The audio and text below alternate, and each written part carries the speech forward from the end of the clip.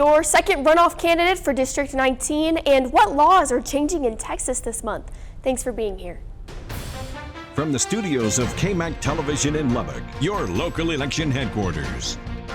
This is Talking Points. And to dive right into our coverage of the congressional race for District 19, we have Republican runoff candidate Abraham Enriquez here with us. Thank you so much for being here today. Thanks for the invitation. It's great to be with you. Yeah, congratulations on making the runoff. I wanted to just start by asking, how are you feeling after that initial election? I mean, by over 190 or so votes, right? I think this election truly emphasizes how every vote truly does matter. And the day of election, I'm so proud of the work that our team did. I mean, we had so many poll watchers. We truly showed the support of the community. And that's why we're in this runoff, because the community stepped up on election day and voted for Abraham Enriquez and for our vision. We know that this is a really big race initially. Now there's only two of you. How is your campaign progressing and trying to distinguish yourself from just one opponent now? Yeah, and I gotta say, I have a lot of respect and admiration for every single person who stepped up and decided to run. I learned a lot about myself, about campaigning. The other candidates made me a better candidate. But it's a whole different ballgame when it's just two individuals. I think now it's all about how do we reintroduce ourselves to the community and how we still continue to zone in on the issues and the policies that we're strengthening our positions on. Yeah, so when it comes to trying to reach all of the voters across this district, it's very big. Yeah. What are some of the things that you are focusing on and trying to connect with voters? Yeah, for me, I started my political journey through the grassroots. Whether it was a precinct convention or whether it was door knocking when life was on the ballot, when decriminalization of marijuana was on the ballot, I leaned into grassroots communities because grassroots truly are the muscle behind the party.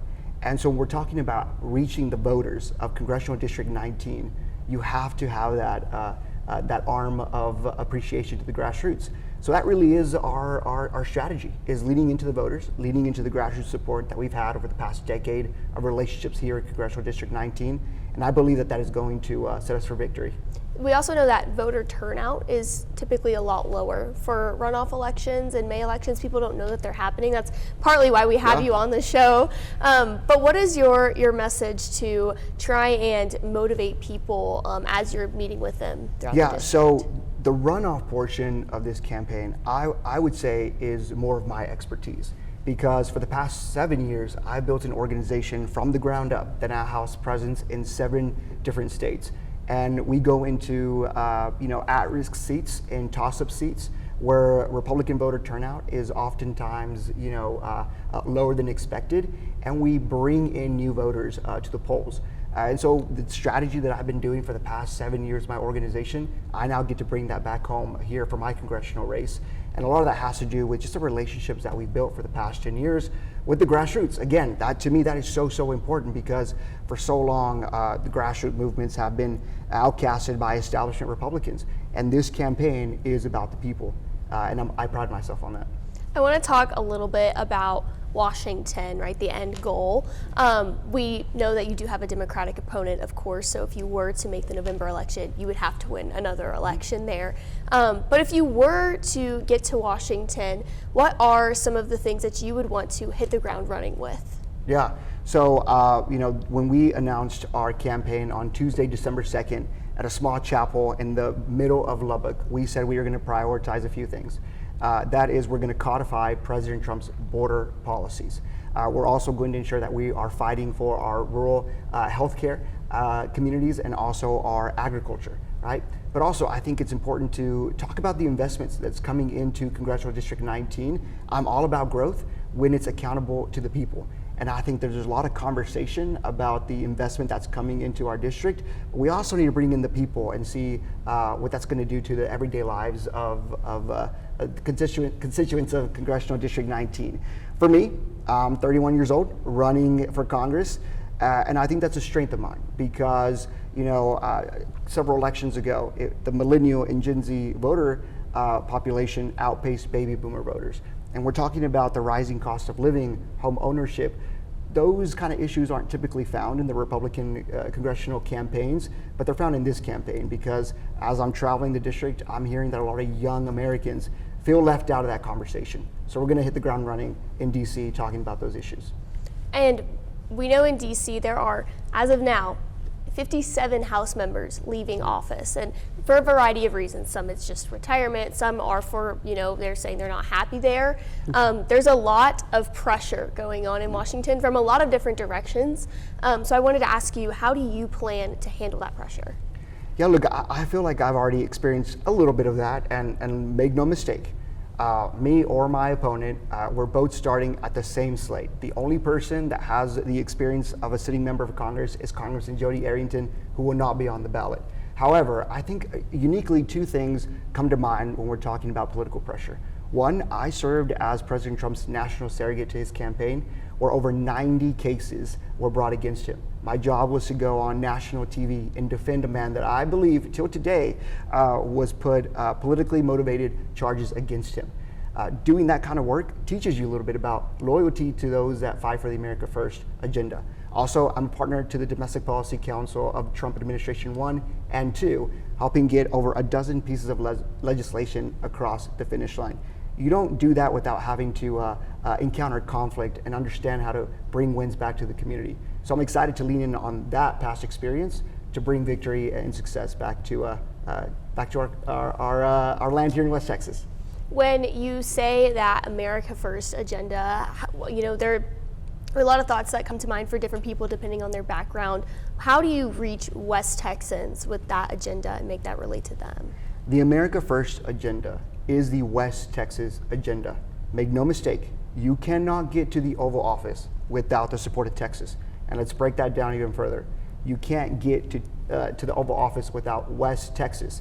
Every election cycle, the votes from Houston and San Antonio and Dallas come in. And if you're like me, you start sweating a little bit and you feel like Texas is going a different direction. But then Lubbock and Abilene and Plainview and Levelland and Big Spring, those votes come in. And yet again, we set the country back on track. So I believe that the America First agenda is actually interwoven with the West Texas agenda. It's one and the same for me. What do you think would be your first item, your first issue, if you were to, again, win this runoff and then win against your Democratic opponent? Yeah, I said it, when we first announced, we have to codify President Trump's border policies. Everything we have right now mostly is through executive order, which means it's just going to take one more Democrat president to go in there and unleash the chaos that we saw under the 4 years of President Otto Pinn. We can't have that. So I believe that is priority number one that I'm going to focus in on, ensuring that we make those policies permanent. Are there any other concerns with that you want to address? I know that there are concerns about the border wall potentially in Big Bend and things like that, so I'm just curious your thoughts on that. Look, I've spent a lot of time going up and down the border between Texas and Mexico, and I don't believe I've encountered a single person who doesn't believe in having border security. Because what we saw, record number of people on the U.S. terrorist watch list, record number of fentanyl being trafficked, human trafficking. Anyone that wants to go against that, I believe, doesn't have that America First agenda. And when you go down to South Texas, down to the entire border of Texas, I don't think there's a single person that doesn't believe in having a secure border. Okay. Thank you so much for being here, Abraham. I really appreciate it. When we come back, we are going to talk about some of the changes that are going on starting April 1st. You're watching Talking Points, a focus on the political scene in Lubbock and across the South Plains. Several changes coming to Texas this month, one of them SNAP benefits. Last year, Governor Abbott and the Texas legislature applied for a federal waiver and then passed new regulations for SNAP. Now, recipients are not able to use their benefit cards to buy certain sugary foods. It's no joke that we really do need to make sure that we do a good job of educating the community. April 1st marks the start of new SNAP restrictions. Families are always asking for more fresh produce, more protein. Recipients can no longer use their benefits to buy candy or sweetened drinks. That also includes things like gum, things like roasted nuts and raisins that have been candied or glazed to some extent for sweetened drinks. Anything over 5 grams or more of added sugar or also artificial sweetener. Johnson says the change will take some practice. So when you're in the grocery stores is to look for things that say low sugar, no sugar added. Those are good indicators. SNAP benefits is the #1 way that we can fight hunger. Texas is one of 22 states implementing changes to SNAP. Jeffrey says the move aligns with the food bank's mission. Nutritious meals stay with a person longer. We want to make sure that people are getting the most nutritious food that they can to help supplement what they're not getting, either from a food pantry, a food bank, or simply their own paycheck. Critics have warned against restrictions, saying they'll add to stigma and even confusion about food assistance. Jeffrey says they're working to make everything as clear as possible. It is up to the retailer to code the new items properly. So if an item happens to sneak through the grocery line, that is okay. They are not going to lose their SNAP benefits. We also want to note that this doesn't affect baking items like chocolate chips and marshmallows or cake mix. We have more information on the changes to SNAP and on the South Plains Food Bank linked on our website, everythinglubbock.com. And the state of Texas has officially banned intoxicating hemp flour. The ban follows a rule change by the Department of State Health Services that affects how that mind-altering chemical THC is tested. Adam Schwager caught up with one store owner to see how they're moving forward. A sudden change in product for the shelves at a Happy Cactus cannabis store in Austin. Steak one, I think, or hamburger steak one, and then, or yeah, that one, my steak. And then the other one chicken, looks like chicken wings. looks like chicken. Hey, you know, cannabis goes well with weird snacks. As of Tuesday, a new rule from the Department of State Health Services bans intoxicating hemp flour. It was one of the Happy Cactus's best sellers. HCA flour, pre-rolls, and concentrates were 70% of our sales. Why you see some random products in the back because we just had to fill in the shelves, try to bring some money in so we can keep our employees and we can keep our shops open. Questions remain about where Texans who smoke hemp flour will turn next. Rice University drug policy expert Catherine Harris says, with it no longer available in licensed stores, I think that a lot of them will go back to that illicit marketplace. Texas Hemp Business Council Executive Director Mark Bordas thinks, so you're going to see people that'll move out of state. Or Texans could buy one of these as hemp-derived intoxicating drinks and edibles remain legal. It's why some anti-hemp advocates feel this doesn't go far enough. I mean, evidence shows that the most effective prevention is just a total elimination of the products from the marketplace. In the wake of the ban, Happy Cactus turning to those legal products, snacks, and to the courts. We're currently working with the Texas Hemp Business Council and their attorneys to review the rules and to hopefully find some area for litigation. The other one in Austin, I'm Adam Schwager.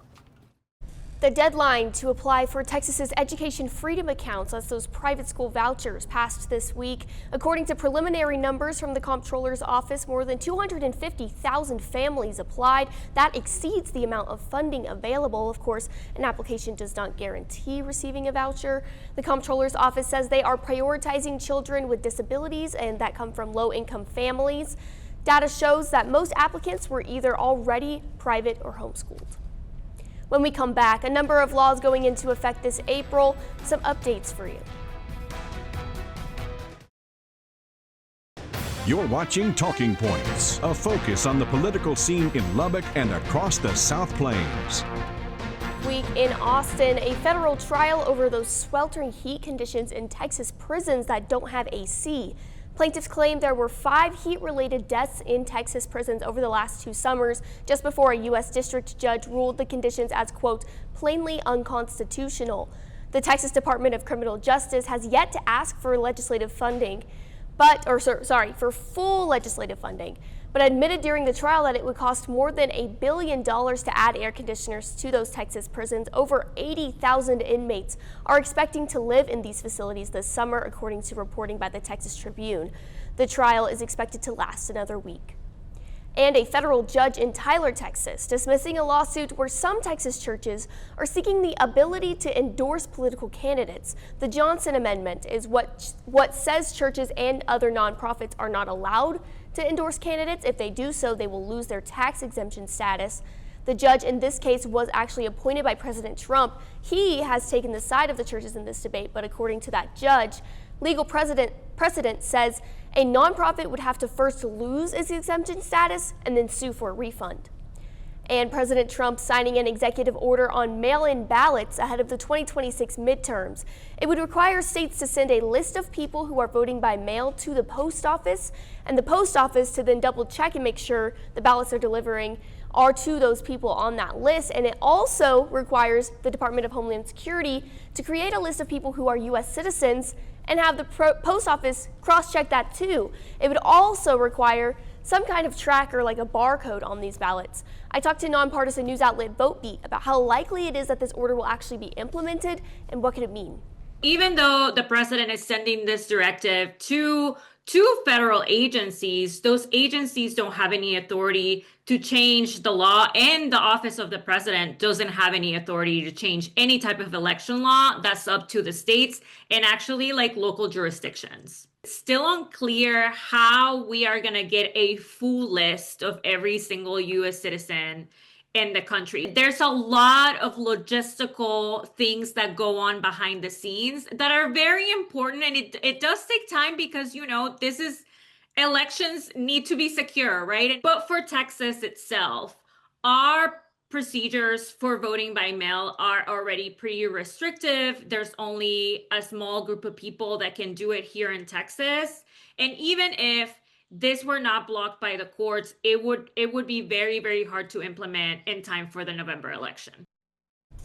Coming up, sports betting is illegal in Texas, but what about betting on politics? Maybe not. You're watching Talking Points, a focus on the political scene in Lubbock and across the South Plains. Texas is getting its own Ibogaine research program. What is that? Ibogaine is a psychoactive drug that comes from the iboga root that has been used to treat PTSD and addiction.